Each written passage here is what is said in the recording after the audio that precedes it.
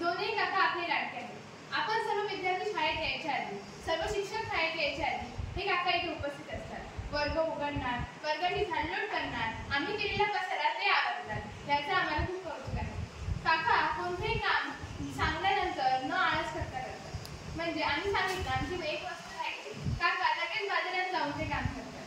काका एवढे जबाबदारपणे वागतात की एखाद्या शाळेला शिक्षक जरी कोणत्या कामात कमी पडला तर काका ती कामाची उंगली भरून द्या. तर अशा काकांना आपण आमच्या त्यांच्या वाढदिवसाला शुभेच्छा देऊ.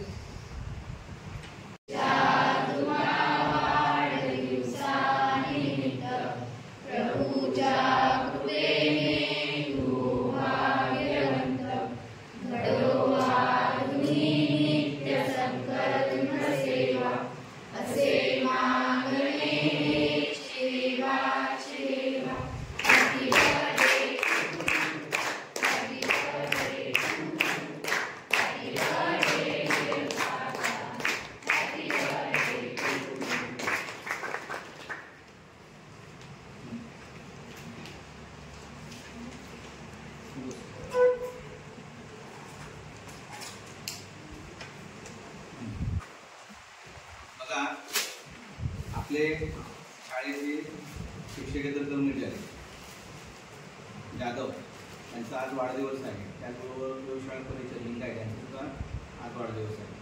आता ही दोन्ही माणसं ही पडद्यामागची आहेत.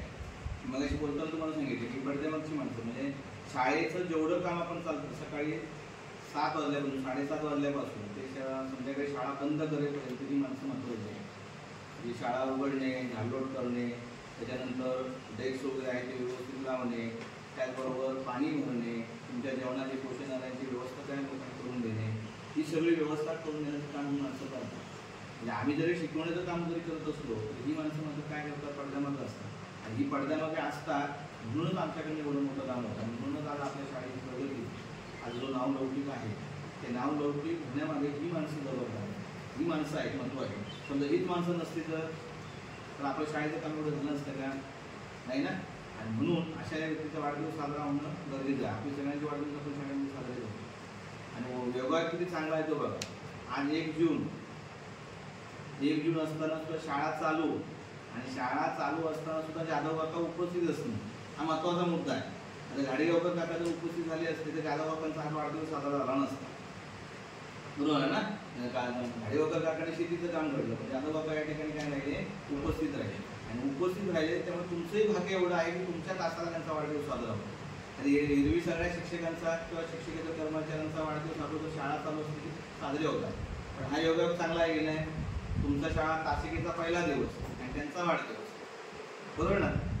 आणि किती चांगली संधी मिळाली ती बघा. तर आपण काय करूया, त्यांना पुष्पगुच्छ देऊन काय करूया, अभिनंदन करू.